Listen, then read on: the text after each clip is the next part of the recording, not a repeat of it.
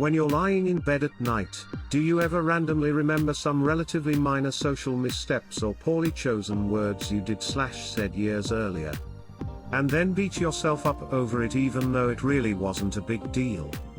If so, what happened? A couple of years ago I was at the drive-up window at my bank.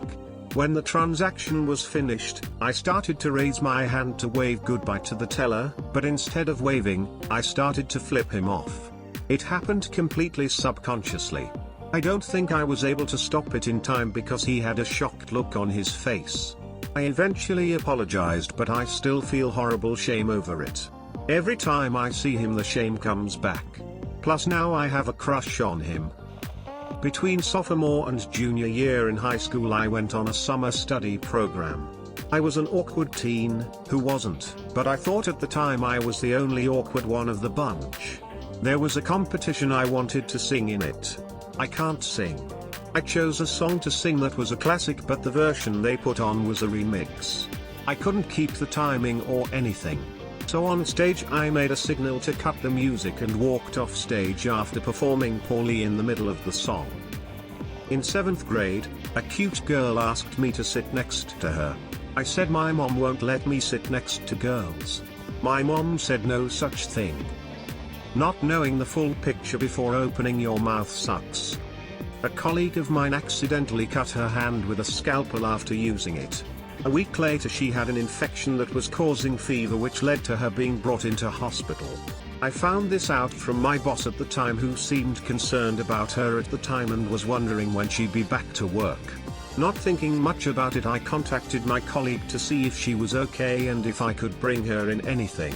All was well luckily, and she was just starting to feel better. So I just mentioned our boss had been asking when she'd be back to work in case she needed someone to cover for her. This sent her through the fucking roof. Supposedly my boss was contacting her, repeated asking her to come back to work as became ill, and while she was in hospital, harassing her. I got pointed out as being her spy, and that was it. She aimed all her anger at me. Not believing for a second that I was just trying to see how she was. Rather than anger a sick person further, I just left her with a get well soon.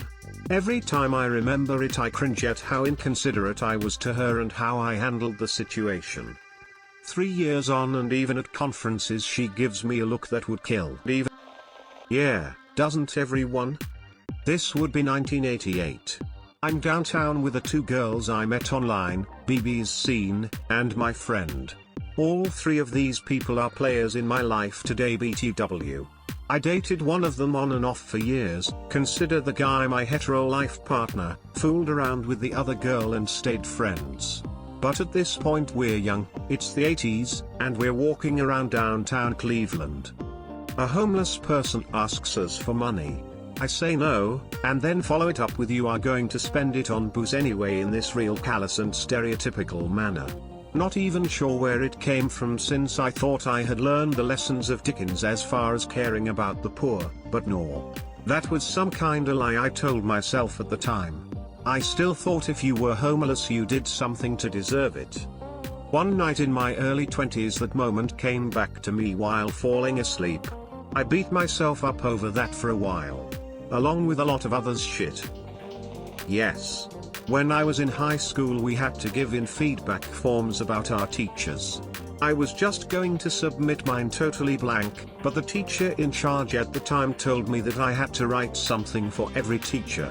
Stupidly, I decided to be completely honest and to write exactly what I thought of them.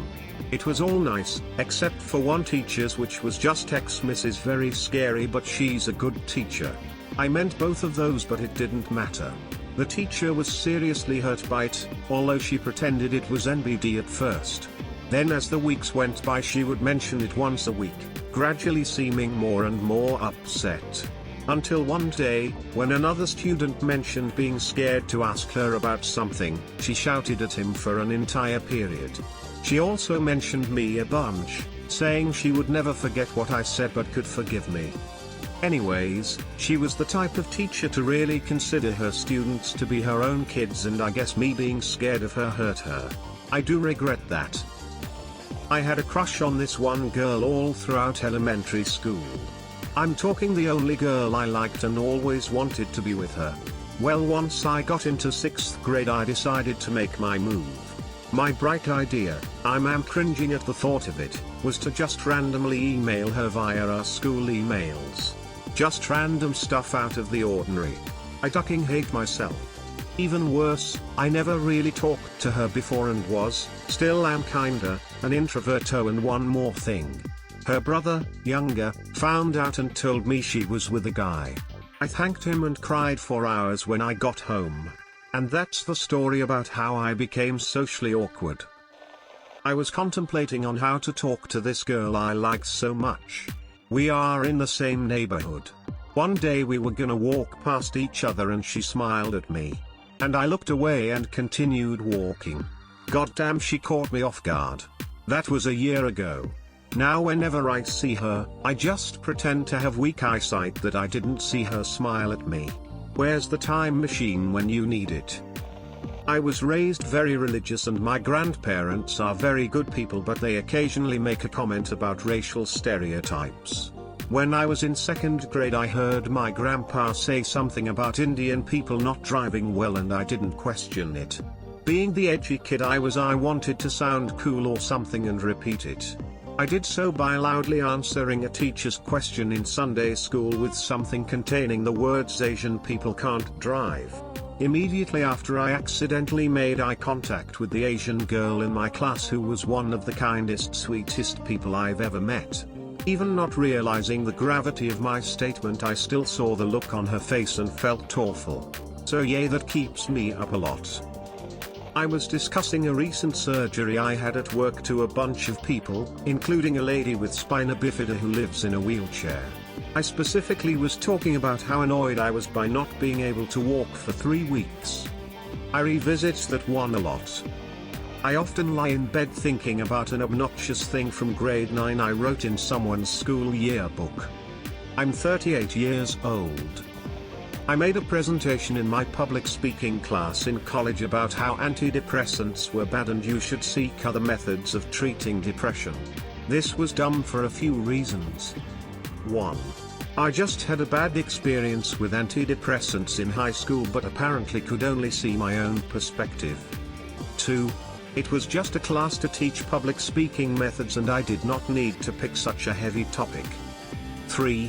Somehow I was so self-absorbed I could not register the weird looks I was getting from people, and when a classmate said, "Well, that was ballsy," to me after class, I did not understand. 4. I was a psychology major and I should know better, and I do now. Anyway, that one stabs at me. I also made a presentation in my sociology class while semi-high which was supposed to be about myself and my relationship to society, and I included a bunch of weird modeling pictures and stuff about my eclectic music taste. Oh, I'm so special, I like Missy Elliott and Tom Waits. Is that what this is about? Anyway, I am going to bury my own head now. Once at summer camp when I was maybe 11 years old, I met these twins who were also at summer camp. I only knew them for the 5 days of camp and, even then, not that well. At one point, I told one of the twins that he was my favorite of the 2 twins. I didn't realize until right after I spoke, but the other one was in earshot. He looked so crushed. It was such a dumb thing to say. I'm in my 30s now. I feel so terrible and I'm sure both of them have forgotten it, but I can't let it go. In year 1 or 2, I had a bigger vocab than most of the other kids, and I just discovered the word feline. We were, I think, talking about what it'd be like to transform into animals, and I wanted to say that it'd be cool to turn into a feline, because I loved cats. What came out was I really want to turn into a female. When I was in the 4th grade, I lived in the middle of nowhere and there was practically no minorities, just white country people. This Mexican family had just moved in and could barely speak any English, and I befriended one of the kids my age in school. He came over to my place and we were both joking around about his bad English. Just doing what kids do. I would pretend to speak with his accent and then he would copy, and it was silly, stupid and innocent. My mom told me I was being really inconsiderate and how uncool it was to make fun of someone for not being able to speak English. I felt terrible. The next day at school my friend came up to me and started joking with me again, but I just shook my head and looked down at my desk in embarrassment. He had no idea what was wrong and I was too young and dumb to be able to explain my behavior to him. As I grew older I spent probably 20 years thinking about that day and how much of a shit I was to be friendly one day and then without explaining anything just stop talking to him out of embarrassment. I felt really bad about it for a long time and often laid awake at night thinking about it. I ended up finding him on Facebook about a year ago and we friended each other, so I told him how bad I felt about it and apologized. He just laughed it off and said it was no big deal and he was still really thankful to find someone as friendly as me when he didn't know anyone here. He said he figured my mom had said something to me about it and it never bothered him. I don't know if maybe he was just being nice to me or not, but it was such a relief to hear it. It really felt like a weight had been lifted off of me.